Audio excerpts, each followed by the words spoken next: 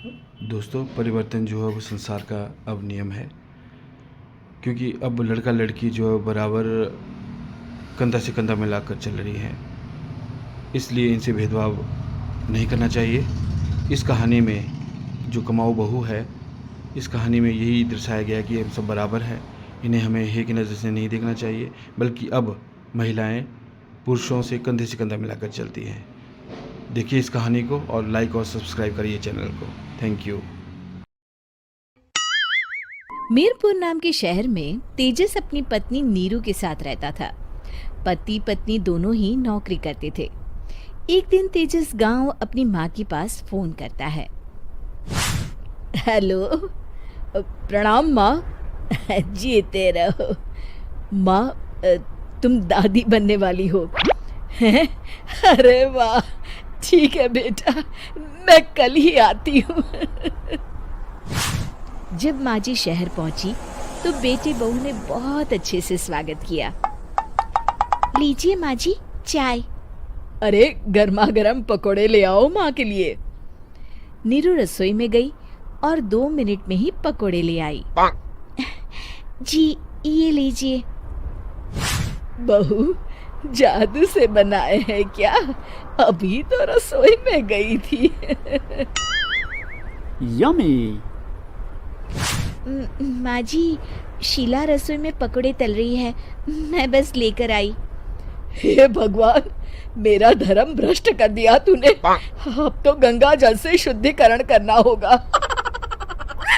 दूसरे दिन, माँ जी मैंने नाश्ता बना दिया है, ऑफिस जा रही हूँ। पर अभी तो घर का सारा काम पड़ा है।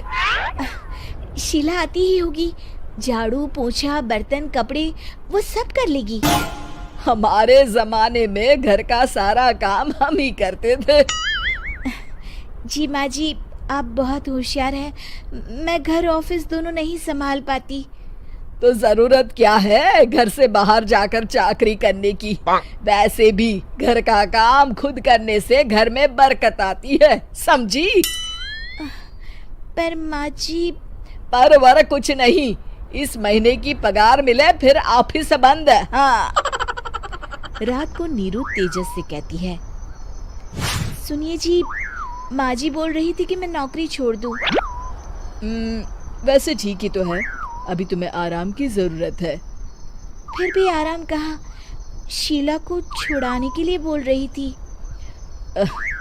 तो अब 24 घंटे में इतना काम तो कर ही सकती हो।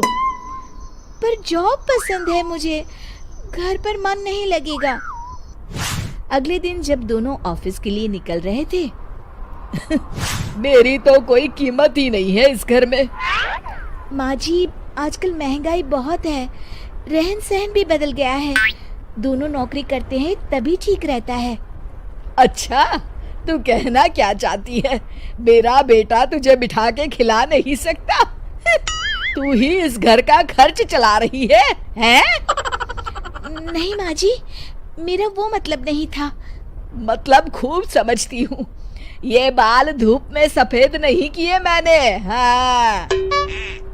अब तो ये रोज का काम हो गया था। तेजस भी रोज की झिकझिक से परेशान हो गया था।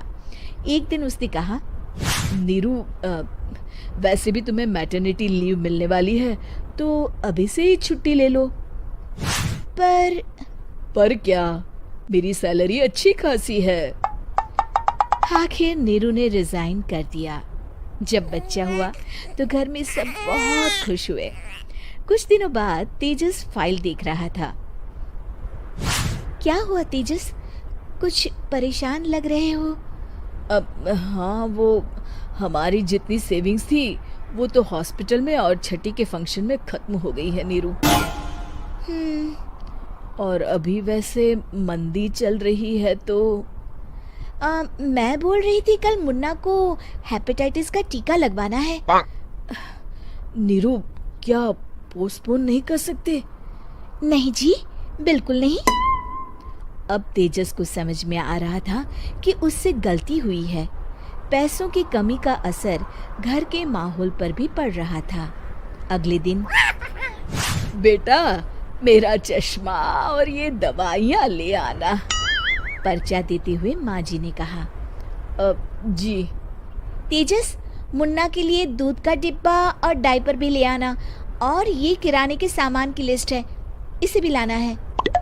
तेजस गुस्से में लिस्ट मरोड़कर फेंकता है और चिल्लाता है, पैसे क्या पेड़ पर उगते हैं? ये ले आना, वो ले आना। अरे पर ये जरूरत का सामान ही है। वो गुस्से में बिना कुछ कहे ऑफिस चला गया। अरे अरे लंच तो ले जाइए। नीरू दौड़कर डिब्बा पकड़ाती है। एक दिन खाना खाने के बाद, नीरू, अब तो मुन्ना कुछ बड़ा हो गया, तो अब तुम वापस ज्वाइन कर लो ना जॉब। पर इस रिसेशन में जॉब मिलना बहुत मुश्किल है। ट्राई तो करो। फिर मुन्ना, माँ जी है ना, और एक फुल टाइम मेड भी लगा लेंगे। पर माँ जी, उन्हें तो पसंद नहीं। तभी माँ जी वहाँ आ जाती है और प्यार से नीरू के सर पर हाथ फेरते हुए बोलती है, अब मेरी समझ में आ गया बहू, पहले के और अब के समय में अंतर है। तुम काम शुरू करो, मुन्ना की जिम्मेदारी मेरी। मेरी प्यारी माँ जी।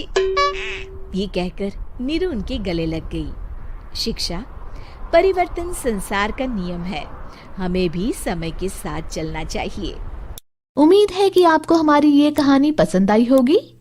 कृपया हमारे चैनल को सब्सक्राइब करें और सभी अपडेट्स के लिए बेल आइकन जरूर क्लिक करें। और हाँ, वीडियो लाइक और शेयर करना मत भूलिएगा। Bye bye.